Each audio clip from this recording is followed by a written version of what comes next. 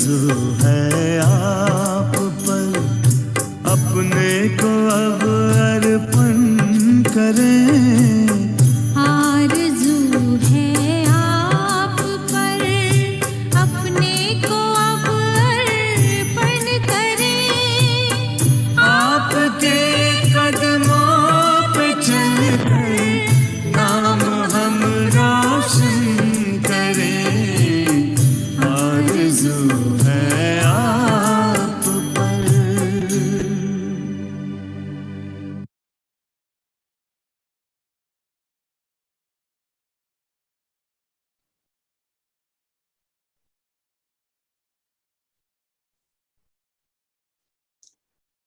ओम शांति। ओम शांति। आज की मुरली तो इतने सारे रहस्यों से भरी हुई और इतने सारे महावाक्य, हर लाइन में ऐसा लगता है कि इस पर रुक जाने की ज़रूरत है, कुछ इसमें गहराई से जाना होगा। तो ऐसे कौन कौन से महावाक्य आपको लगे जिनमें बहुत बहुत गहराई समाई हुई है?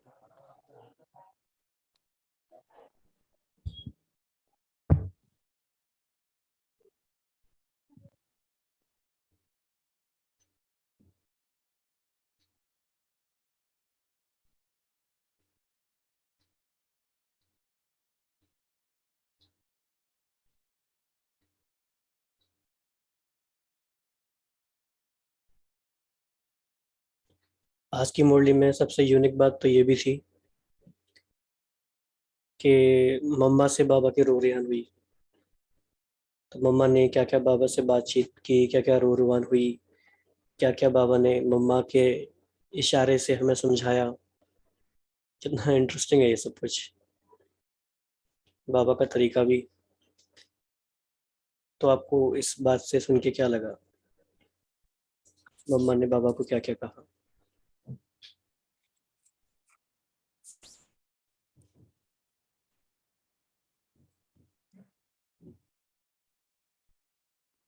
मम्मा ने बाबा से पूछा था कि बच्चों का जमा का खाता जितना होना चाहिए उससे उतना कम क्यों है। वो रू रिहान कर रहे थे जब बचत का खाता चेक कर रहे थे। तो सबसे पहले याद का जो सब्जेक्ट है उसका चेक किया, तो उसमें ये वाली रिजल्ट बाबा ने बताई कि ये निकला कि योग का अभ्यास तो कर रहे हैं, लेकिन योग में जो स्टेज है उसकी परसेंटेज साधारण है, जिसकी वजह से जमा का खाता भी साधारण ही है।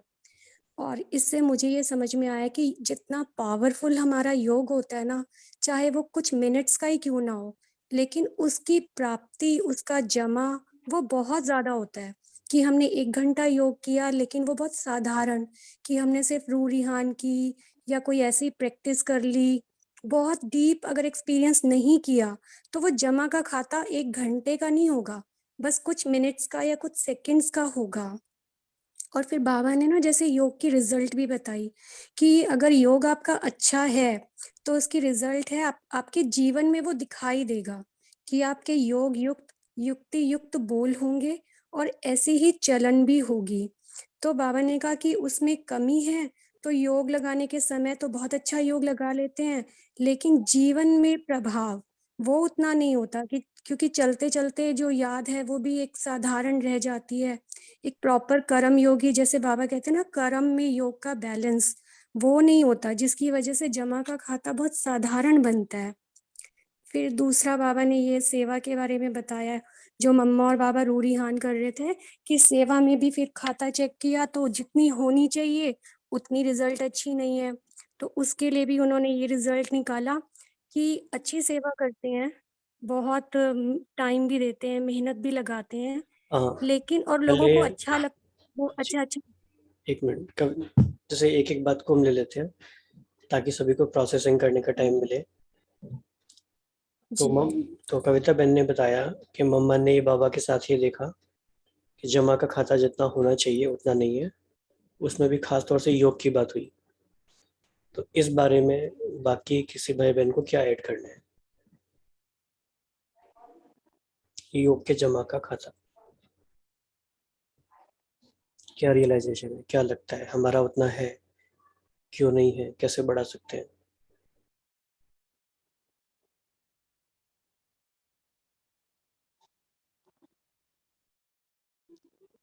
इसमें बाबा ने ये कहा है ना कि जैसे बैठे हुए योग की प्राप्ति अलग है, लेकिन वो प्रैक्टिकल में दिखना चाहिए कि आपका योग पावरफुल है। ये जो बाबा ने बताया है ये बहुत अच्छा लगा कि अगर आपका योग यथार्थ है और जमा हो रहा है तो उसकी निशानी है कि योग युक्त और युक्ति युक्त बोल और चलन होंगे। तो हमारे संबंध संपर्क में जो भी आते हैं, अगर वो हमसे संतुष्ट हो रहे हैं, हमारे हमसे बात करके उनको सॉल्यूशन मिल रहा है हमारे ज़रिए, या वो मतलब वो हमसे जो चाहते हैं वो उनको मिल रहा है, चाहे वो शांति हो, सुख हो, और भले ही वो हमें पता भी नहीं कि इनको क्या चाहिए, फिर भी हम हमको यूज़ करके बाबा उनको देगा क्योंकि हम सदा योग युक्त रहते। तो ये बात इस पे चिंतन चला था कि योगी जीवन का प्रभाव होना चाहिए। जीवन में प्रभाव अगर हो रहा है योग का, तो बाबा ने कहा है कि तो आपका जमा हो रहा है। तो ये हम चेक भी कर सकते हैं और उस हिसाब से अटेंशन बढ़ा सकते हैं अपने मन बुद्धि पर, क्योंकि योग तो बुद्धि योग ही है हमारा। तो जितना जितना रिफाइन होती जाएगी बुद्धि ज्ञान के मनन से, चाहे फिर स्वमान का अभ्यास कर सकते हैं। तो सबसे पहले तो डिस्ट्रैक्शन को कम करना होगा, तभी वो जमा होगा, क्योंकि हम बैठकर जितना जमा करते फिर इधर उधर की बातें, अभी भी हम उतने संपूर्ण नहीं बने कि देखते हुए नहीं देखो, तो फिर वो लीकेज रह जाता है। तो लीकेज पर अगर ध्यान देंगे तो जमा का खाता बढ़ सकता है। जी। जमा के खाते की बात आज आई क्यों वैसे?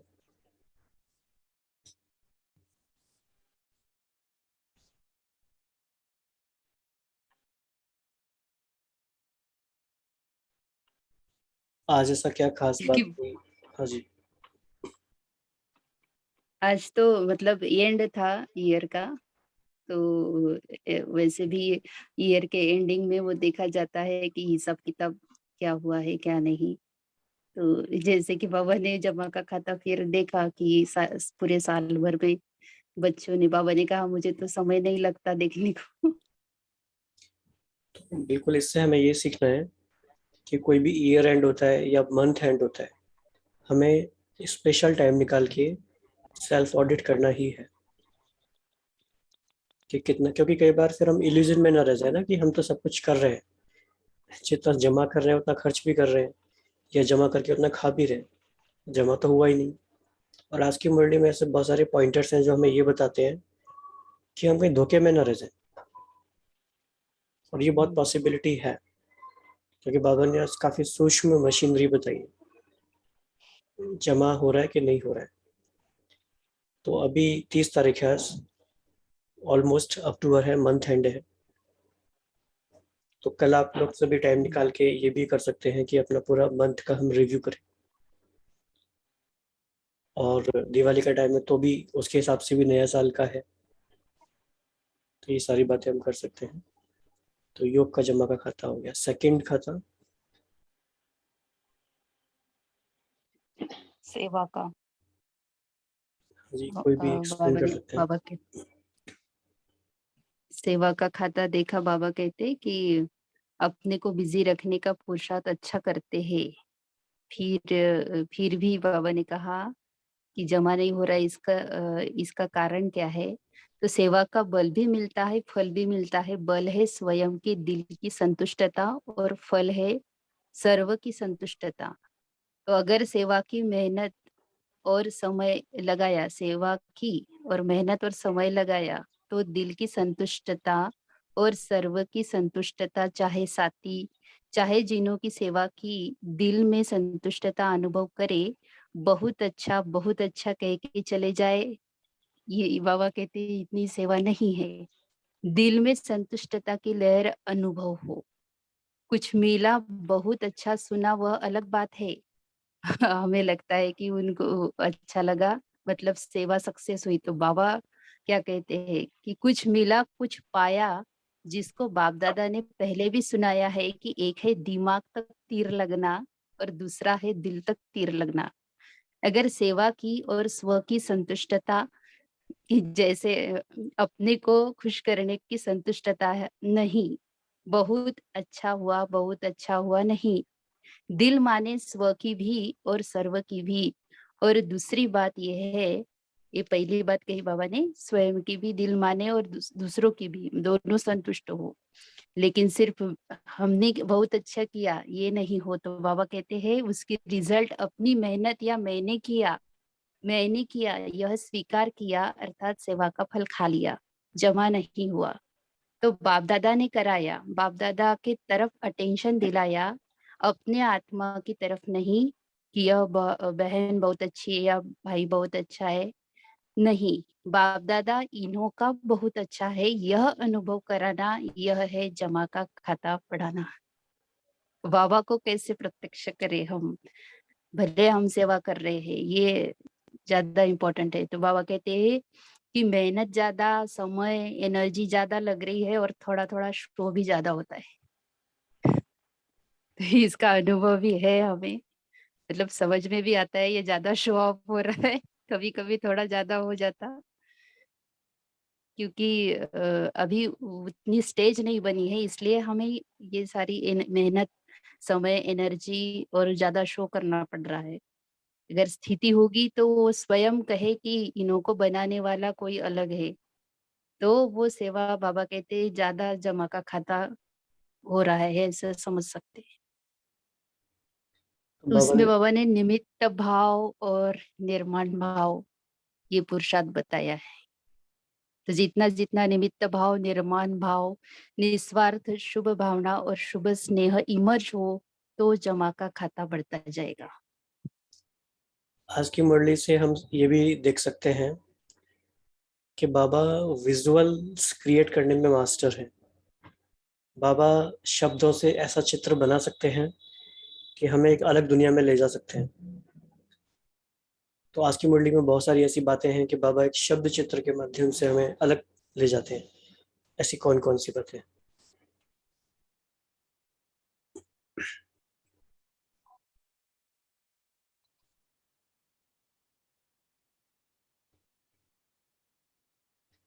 ये दाता का बच्चा हरदम दाता बनाओ तो फिर देवता का अर्थ देने वाला, देवी भी देने वाली है, तो मतलब वो ऑटोमेटिक हम वो, तो आप चैतन्य देवी देवताएं हो तो दाता बनो, तो उसमें स्थित हो जाते हैं। ये मतलब स्वमान में ऑटोमेटिक टिक जाते हैं जब बाबा बोलते हैं कि आप ये नहीं ये हो। और जो भी बातें कहते बाबा, तब ऐसा लगता है ये तो बहुत आसान है। खास करके जब सुनते हैं।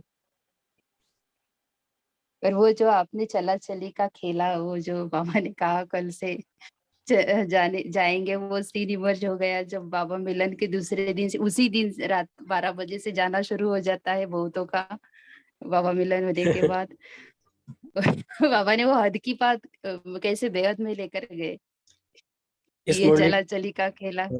इस मुरली को सुनते समय, देखते समय कितनी बार ऐसे मन में आया कि मतलब कि वाह, क्या बात है। मतलब बाबा को कहने का तरीका, बाबा बातें कैसे कहते हैं, मतलब इट फील सो नाइस कि वाह, मतलब कैसे है ये। तो आप सबको ऐसा लगता है? किस किस मोमेंट पे ऐसे आता है? कि मुरली। एक वर्ड में बाबा की गुह्य राज छुपे हुए रहते, एक ही वर्ड बोल देते बाबा और उसके पीछे बहुत सारा राज होता है। तो वो जिनको पता रहता वो सुख मिल जाता उनको। कुछ कुछ ऐसे हमें पता नहीं रहते तो वो ऐसे चले भी जाते कुछ वर्ड्स। हाँ जी। लेकिन कबीर जी के दोहे हमें हमेशा ही अच्छे लगे, मतलब भक्ति मार्ग में भी थे तो हम उनके दोहे जरूर सुनते थे और अच्छे लगते थे। और उनका ज्ञान यही है, आत्मा पर ही रहता है ज्यादा करके कि तो ये हमें इसलिए बहुत अच्छा लगा जो आपने शेयर किया। और आज की जी भाई जी, आपने वो जो शेयर किया था ना, जो एक गीत शेयर किया था ना, चल दुनिया का चला खेला चली वाला, का वो, खेला। हाँ वो बहुत अच्छा था, बहुत ही अच्छा लगा वो। Thank you so much. आज की मुरली में और ऐसी कौन सी बातें हैं जो बाबा का जो मैजिक है शब्दों का, वो हम देख सकते हैं? जैसे ये लाइन भी बहुत डिफरेंट लगती है। एक है दिमाग तक तीर लगना और दूसरा है दिल पर तीर लगना। क्योंकि जब दिमाग पे हम किसी को ज्ञान सुनाते हैं और वो एग्री करते हैं ना, हाँ हाँ तुम सही कह रहे हो, तुम्हारी बातें सही है, वो हमारी ईगो को सेटिस्फाई करती है कि हाँ हम राइट है। लेकिन जब किसी के दिल को तीर लगता है और वो बाबा से जुड़ जाता है, तो वो उसका बल हमें मिलता है, उससे हमारे दिल को संतुष्टता मिलती है। तो ये बहुत अच्छी बात लगती है कि दिमाग को तीर लग रहा है, दिल को तीर लग रहा है। तो दिल को तीर लगना और इस कैसे हम समझ सकते हैं, आप सबका क्या एक्सपीरियंस है कि आपके दिल को तीर कैसे लगा, या आपके द्वारा बाबा ने किसी और को तीर कैसे लगाया? मतलब कि total transformation with in seconds.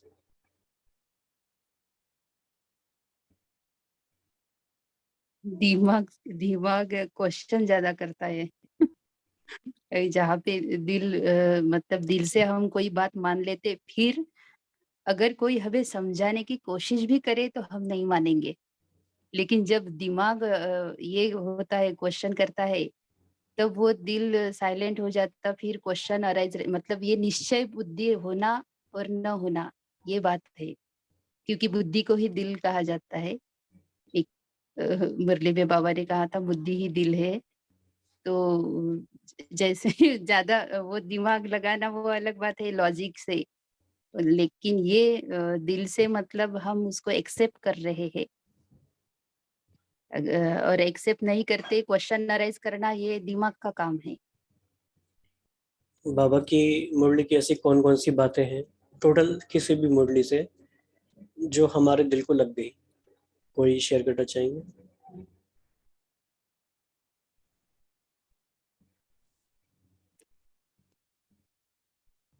बहुत सी बातें हैं ऐसी तो। हाँ जी। पहले तो वो सोमान में जो बाबा टीका देते हैं, इतने सारे सारे जितने भी सोमान दिए हैं, वो तो दिल को छू जाते ही है, क्योंकि हम भूल गए थे अपनी पहचान।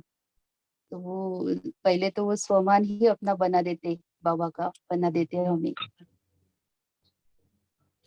एक बात और बाबा भाई जी, जी जी बोलिए। एक बात शेयर करनी थी। एक बार मुरली में बाबा ने कहा था कि बच्चों को भीख मांगते हैं कि एक जन्म पवित्र रहो। तो ये बात बड़ी दिल को लगी थी कि भगवान हम बच्चों से भीख मांग रहे हैं, और वो भी हमारे कल्याण के लिए। बिल्कुल सही। अभी हमने पीछे एक मुरली पढ़ी थी ना, जिसमें बाबा कह रहे थे कि इस टाइम पे बाबा हर टाइम हमारे लिए अवेलेबल है। दिन हो, रात हो, कोई भी पल हो, कोई भी काम हो, कैसी भी परिस्थिति हो, जिसमें बाबा बार बार कह रहे थे कि बाप को यूज करो, बाप इस समय सिर्फ तुम्हारे लिए आए हैं परम धाम से। तो उस मुरली में ऐसा पूरा एक पैराग्राफ था, वो बड़ा मन को टच किया था कि ऐसा टाइम है जब भगवान हमारे लिए हमेशा अवेलेबल है, हम कभी भी उनसे मिल सकते हैं, कभी भी उनके साथ का अनुभव कर सकते हैं, हर काम में वो हमारे सहयोगी हैं। तो वो बहुत अच्छा मन को टच किया था। जैसे एक बार सूरज भाई जी ने कहा था ना कि लोग कहेंगे क्या तुम्हारे लिए भगवान खाली बैठा है, तो कहना कि हाँ हमारे लिए खाली बैठा है। सारा कुछ ये बहुत अच्छा लगता है। एक भी बात कभी मुझे ऑड नहीं लगी। जब 7 डेज का कोर्स किया, मेरे मन में कभी कोई क्वेश्चन नहीं आया था। और एक बार मुरली में बाबा ने कहा था ना कि अगर कोई पूछे कि भगवान कहाँ रहता है तो क्या कहेंगे, मेरे साथ रहता है। वो भी बड़ी मन को टच की। और एक बाबा ने लास्ट ईयर मुरली में वरदान दिया था कि आज बाप दादा बच्चों को सौगात देते हैं, बाप दादा बच्चों को सौगात देते हैं कि बच्चों के बाप दादा बच्चों के सदा साथ हैं। तो ये वाला भी तब से लेके मैं बाबा को अपने साथ ही रखती हूँ, मुझे बहुत अच्छा लगता है, ये भी बड़ा मन को टच किया। जी। और आज की मुरली में क्या क्या बातें हैं, और भी बहुत सारी इम्पोर्टेंट बातें हैं। बाबा की क्या चाहना है, बाबा की क्या शुभाश है हमारे प्रति, हम क्या बने नए साल में? दाता। हाँ जी, दाता नहीं, बाबा का शब्द तो बड़ा प्यारा है। फ्राग अखंड दिल। महादानी। अखंड महादानी। महादानी। बाबा ने कहा महादानी भी नहीं, अखंड महादानी। तो अखंड महादानी को मनसा से कैसे? हाँ जी, हाँ जी, बिल्कुल। मनसा से शक्तियों का दान, वाचा से ज्ञान का दान और अपने कर्म से गुणों का दान देते रहो, बाबा ने कहा। तो हर आत्मा को गुणदान अर्थात अपने जीवन के गुण द्वारा सहयोग देना। ब्राह्मणों को दान तो नहीं करेंगे, लेकिन सहयोग दो। कुछ भी हो जाए, कोई कितने भी अवगुणधारी हो, लेकिन मुझे अपने जीवन द्वारा, कर्म द्वारा, संपर्क द्वारा गुणदान अर्थात सहयोगी बनना है। इसमें दूसरों को नहीं देखना है कि यह करता है तो मैं कैसे यह नहीं करता तो मैं कैसे करूं, यह भी तो ऐसा है। लेकिन बाबा ने कहा, ब्रह्मा बाप ने सी शिव बाप किया, बाबा को ही देखा। अगर देखना है तो ब्रह्मा बाप को देखो, इसमें दूसरे को न देख, यह लक्ष्य रखो। जैसे ब्रह्मा बाप का स्लोगन था कि जो वोटे सो अर्जुन, अर्थात स्वयं को निमित्त बनाएगा वह नंबर 1 अर्जुन हो जाएगा। तो ब्रह्मा बाप अर्जुन नंबर 1 बना, तो अगर दूसरे को देख करके करेंगे तो नंबर 1 नहीं बनेंगे, नंबर वार में आएंगे। इसलिए बाबा कहते हैं अखंड गुणगानी अटल, कोई कितना भी हिलावे हिलना नहीं। हर एक एक दो को कहते हैं कि सभी ऐसे है, तुम ऐसे क्यों अपने को मारते हैं, तो तुम भी मिल जाओ। तो कमजोर बनाने वाले साथी बहुत मिलते हैं, लेकिन बाप दादा को चाहिए हिम्मत उमंग बढ़ाने वाले साथी। बाबा से समझा क्या करना है। बाबा ने शायद ये भी कई वर्ड यूज किया था कि ये धुन लग जाए, इस धुन में रहना है कि हमें महादानी, अखंड महादानी बनना ही है। तो आप में से जो भी लिख रहे हैं और नोट्स बनाते हैं मुरली के सेशन के दौरान, उस पर अंडरलाइन कर लें, डबल अंडरलाइन, कि मुझे अखंड महादानी बनना ही है, ताकि वो माइंड सोचना शुरू करे कि कैसे बन सकते हैं, क्या करें। और ये भी कमाल की बात है कि जो मुरली की फर्स्ट बात है और ये बात है, दोनों का कनेक्शन है। महादानी, अखंड महादानी बनेंगे तो जमा का खाता भी बढ़ जाएगा ऑटोमेटिक। तो ये कितना ब्यूटीफुल कनेक्शन है। और ठीक, आज ये और वाली ये बात भी बोली ना, जो अभी संडे की मुरली में भी था कि दिव्यता की मूर्त कैसे बनेंगे बाबा जो देख रहे थे। तो आज भी बाबा ने ये बात बोली है कि पूरे दिन में ये तो चेक कर लेते हैं कि आज कुछ बुरा नहीं हुआ, कोई को दुख नहीं दिया, लेकिन अब ये चेक करो कि सारे दिन में श्रेष्ठ संकल्पों का खाता कितना जमा किया, सेवा का खाता कितना जमा किया, कितनी आत्माओं को किसी भी कार्य से सुख कितना दिया। योग तो लगाया, लेकिन उसकी परसेंटेज किस तरह की रही, और आज के दिन दुआओं का खाता कितना जमा किया। तो ये वाली चेकिंग भी बाबा ने आज बोली करने के लिए।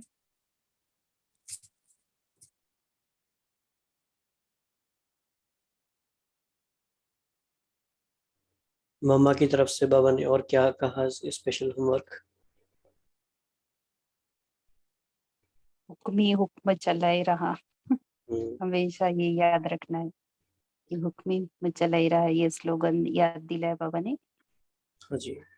तो इसकी प्रोग्रामिंग बाबा ने कैसे कराई, क्या करना है हमें? बाबा कहते ये अगर ये स्मृति अगर जी नहीं जी बोलिए। जी नहीं, सुनाइए सुनाइए।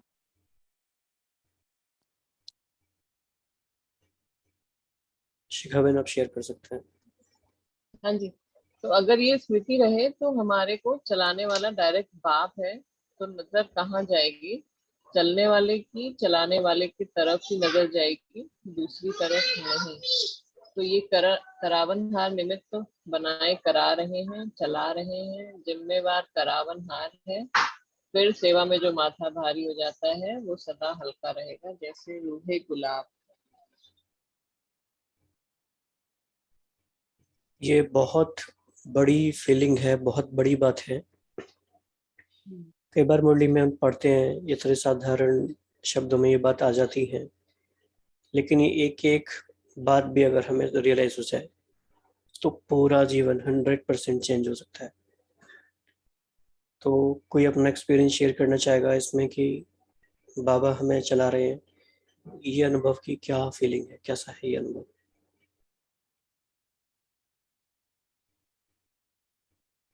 क्या वो डीप एक्सपीरियंस क्या है इसका?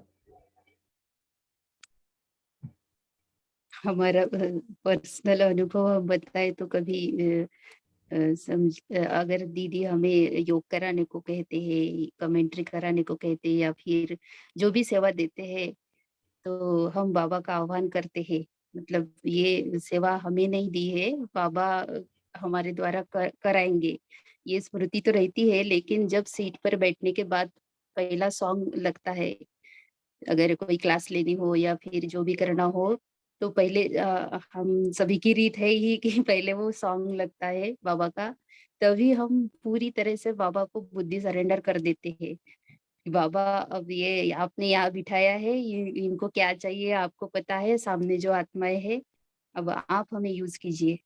और लिटरली ऐसा अनुभव है हमारा कि हम जो सोच के जाते कभी थोड़ा बहुत टॉपिक पर कि ये है हम सुनाएंगे, वो कुछ भी नहीं निकलता मुख से, वो अलग ही बातें निकल जाती और ऐसे लगता है कि ऐसे तो हमने कभी सोचा ही नहीं था कि ऐसे भी होता है।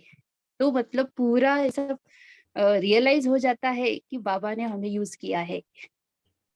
और एन्जॉय भी करते हैं, वो जो सुनाते हैं या फिर जो भी सेवा होती है वो एन्जॉयमेंट भी लगती है जब हम निमित्त समझते।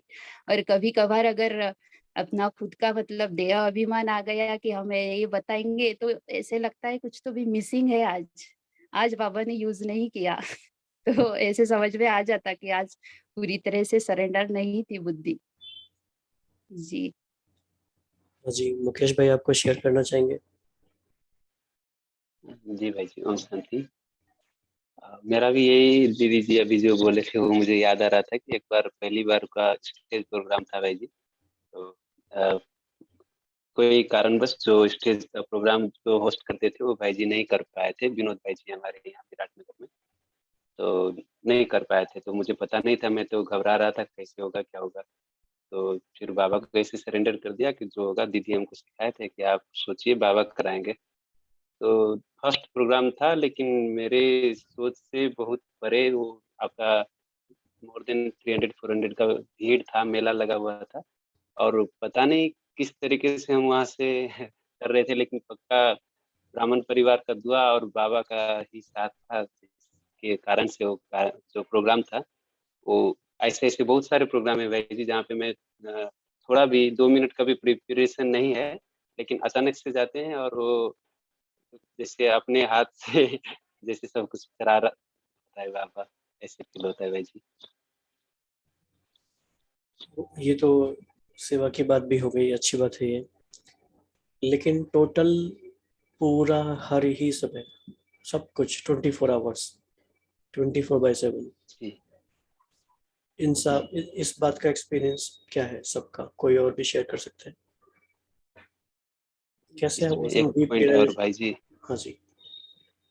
जी, इसमें एक पॉइंट और था, जैसे अभी थोड़ी देर पहले दीदी जी बताए थे कि बाबा हम लोग को हर घड़ी ही हम लोग के साथ होता है। तो बाबा एक बार मुरली में चलाए, मुझे डेट ऐसे फिक्स याद नहीं है, कि बोले थे कि जैसे कई बार हम लोग को सिचुएशन आता है तो हम लोग बोलते हैं कि बाबा आप कहाँ हैं? आप आ जाएँ, मुझे हेल्प करें। हम लोग ये बाबा से कभी बाबा ने मुरली में भी सिखाया कि मेरे बाबा मेरे साथ ही आ जाओ, मुझे मदद करो। ये हमको बोलना है, तो दिल से बोलेंगे तो बाबा बंधा हुआ है, बाबा आ सकता है। फिर बाबा एक मुरली में ये भी बताए हैं कि बाबा 1 सेकंड भी अ, हम लोगों का याद नहीं छोड़ता है। अगर बाबा 1 सेकंड के लिए भी याद ना करे तो अनर्थ हो जाए। इस अनर्थ का अर्थ हम अभी भी सोच रहे हैं कि क्या ऐसा अनर्थ है जिसको बाबा भी अनर्थ बोलते हैं। अगर 1 सेकंड भी बाबा का ध्यान हम कोई भी ब्राह्मण बच्चों से हट जाए, बड़ा-बड़ा घटना हम लोग देखते हैं, फिर भी बाबा का वहाँ पे ध्यान होता है। बाबा का कहना है। तो हर घड़ी बाबा, हर सेकंड हम लोगों को बाबा याद करता है। कमी हमारी तरफ से ही रह जाती है। भाई हाँ, भाई जी आप ओम अपना शांति क्वेश्चन भाई जी। थोड़ा और क्लियर करेंगे कि आप क्या पूछ रहे हैं कि बाबा हमारी लाइफ को कैसे चला रहे हैं? ये जो वाली फीलिंग है ना, जैसे दादी जानकी जी को थी कि हम कठपुतली हैं और बाबा हमें चला रहा है, बिल्कुल प्रैक्टिकली 24/7 हर श्वास हर संकल्प। ये अनुभव अगर हमें है तो ये किस तरह का अनुभव है ये, और अगर कम है अभी तो ये कैसे बढ़ सकता है? ओम शांति भाई जी।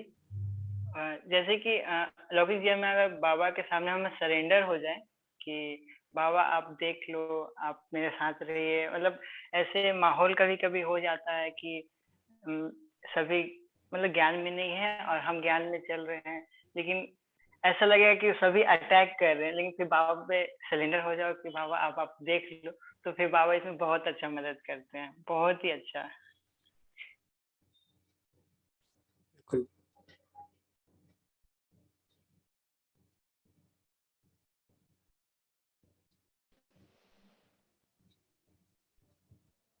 ओम शांति भाई जी। हाँ जी।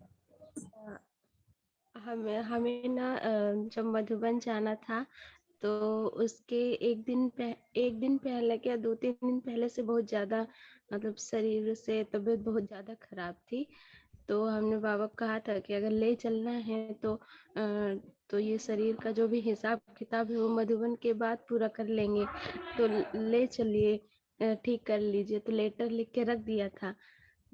तो मधुबन जाना था हमें तो 2 बजे दिन को सेंटर पहुंचना था और हमारी कोई भी तैयारी नहीं थी। तो सुबह जिस दिन जाना था उस दिन सुबह थोड़ा ठीक लग रहा था। उसके पहले इतनी ज्यादा तबीयत खराब थी कि हम पानी भी पीने के लिए नहीं उठ सकते थे। तो सबका यही था कि नहीं जाएगी, अब नहीं जाना है इसको। लेकिन हम लास्ट तक था कि अगर उसको ले जाना है तो वो मॉर्निंग में भी ठीक कर देगा। तो ऐसे ही लेटे थे और सुबह भी ठीक नहीं हुए। 10 बजे के बाद जो तबीयत ठीक हुई, पैकिंग भी हो गई 2 बजे के पहले और इतना जल्दी सारा पैकिंग हुआ और यहाँ हम उठ नहीं पा रहे थे। सेंटर में जाके दीदी ने हमें सेवा दी, तो जो सेवा दी खड़े-खड़े हमें काम करना था वो, तो हम खड़े-खड़े कर भी रहे थे। तो मेरी जो सिस्टर है वो कह रही थी तुम मत करो, तुम्हारी तबीयत खराब है, तुम बैठ जाओ। तो मैंने उससे कहा कि सुनो ऐसा है कि मुझे लग रहा है मैं इसी की वजह से कर पा रही हूँ, तो मुझे करने दो। क्योंकि मुझे ऐसा लग रहा था कि ये मिला है इसलिए मैं कर पा रही हूँ और मेरी तबीयत बिल्कुल अच्छी रही। खाती थी ना तो वो चीज़ मुझे बाहर हो जाता था, लेकिन उस दिन मैंने ट्रेन में भी खाया और मुझे कुछ भी नहीं हुआ और मधुबन में सब अच्छा हुआ। पहाड़ी भी चढ़े, बहुत अच्छा एन्जॉयमेंट भी किया और बाबा मिलन का भी बहुत अच्छा एक्सपीरियंस रहा। फिर जिस दिन आना था आने ट्रेन में बैठने से फिर से तबीयत मेरी खराब और यहाँ आके फिर थोड़ा-थोड़ा वापस फिर से उतनी ज़्यादा तो नहीं, लेकिन हाँ, थोड़ा-थोड़ा फिर से चालू हो गया वैसे ही। तो बाबा को जो काम करवाने होते हैं वो करवा लेते हैं अपने टाइम पे। जो सेवाएँ भी करवानी होती है वो ठीक करके करवा लेते हैं, फिर वापस वैसे ही हो जाता है। हाँ जी, हाँ जी। बहुत अच्छा एक्सपीरियंस है ये भी। ठीक है, अभी इसको कंप्लीट करेंगे।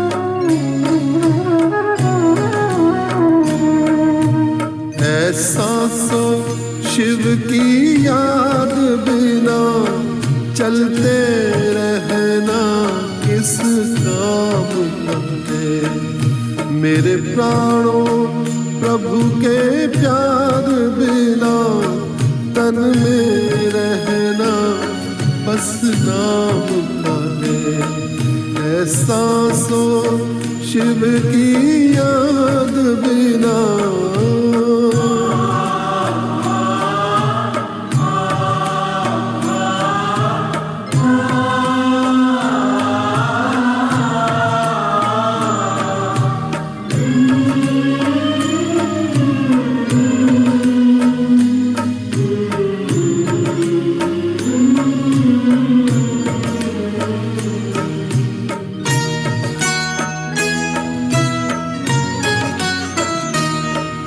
प्यासी धरती की प्यास बुझी, बादल बरसे बरसात बनी।